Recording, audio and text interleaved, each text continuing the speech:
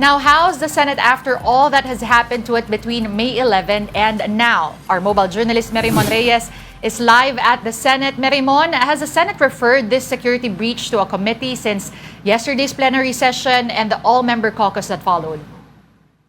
Dennis, we're still waiting if magkakaroon ba ng referral to a specific committee dito sa Senado yung investigation sa nangyaring ang putukan last week, Wednesday and Thursday of last week, or magiging committee of the whole ito. Kanina nakausap ng media si Senator Erwin Tulfo from the minority and he supports the idea na ang hahawak din ng investigasyon bukod sa kailanganin pang independent fact-finding bodies ay itong committee of the whole kasi ang dami raw kung sakaling sa specific committees saan daw ba siya mapapasok whereas malaki-laki yung kailangan tignan din daw on this case. And especially ang hinahanap doon ng mga tao is clarification on what transpired at kung sakaling accountability talaga. And ang sinasabi din ni Senator Raffy Tulfo din na sinabi niya rin sa session kahapon, they're questioning kung ang OSAA personnel o yung Office of Sergeant at Arms meron daw talaga angkop o comprehensive training to handle such situations. Ang nasabi pa nga ni Senator Erwin kanina, paano raw kung may mangyari pang iba na mas malala, yung totoo raw talagang gulo, ano ba ang SOP nila dito in handling it, yung in making sure na lahat ng mga tao, senador yan, staff man daw yan, o tayo mga media, ay magiging ligtas talaga.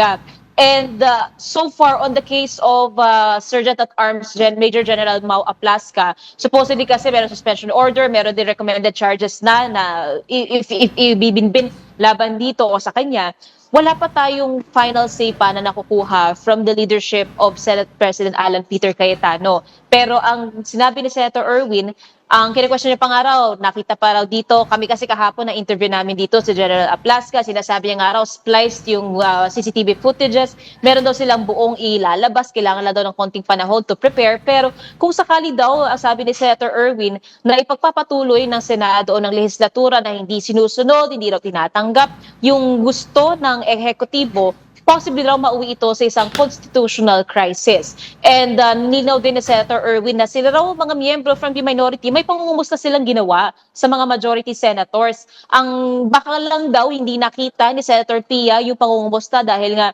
very nakaka-trigger na anxiety, yung panic na nangyayari during those times. Pero siya mismo, ang sabi ni Senator Erwin, nasa Pabaclaran area na raw siya kasi nagsisimba siya every Wednesday. Ang sinabi niya pa nga doon, ipagdarasal niya raw yung safety ng mga kapwa-senador niya na nandito.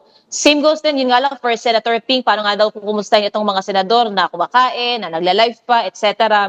And we're awaiting ngayon sa session next week kung paano na magpo-prosper again yung magiging interpellation or yung questions pa ng mga senador regarding this matter. Ang napag-usapan lang daw sa all-member caucus kagabi tungkol sa impeachment calendar ng Senado. Nakikita na around July 6, magsa-start na raw impeachment trial and they will be making sure na hindi rin ito maapektuhan yung legislative functions naman ng Senado. Denise. Meron kahapon meron din mga pinangalanan pang ibang chairs for different committees. Pero meron pa bang mga ibang posisyon na bakante? Ano-ano mga to?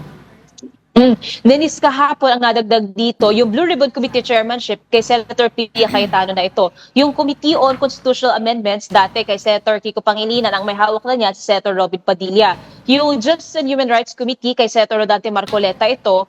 And in turn, siya magiging representative sa Judicial and Bar Council. For Senator Amy Marcos, nakuha niya rin ang Committee on Foreign Relations. Ang kay Senator Camille Villar, yung Environment Committee and Natural Resources Committee, pati ang Government Corporations. Ang isa sa mga inaantabayanan natin, kasi Senator Mark Villar din, isang araw naman siya ng Finance Committee Chairman. Ang iba pang hinihintay natin na medyo matitimbang din is yung Ethics Committee, Committee on Rules, na wala pa. Doon pending yung motion ni Senator Marcoleta para sa remote or virtual participation ng mga senador sa sessions o kaya naman sa impeachment trial. So pending pa yung motion na yun.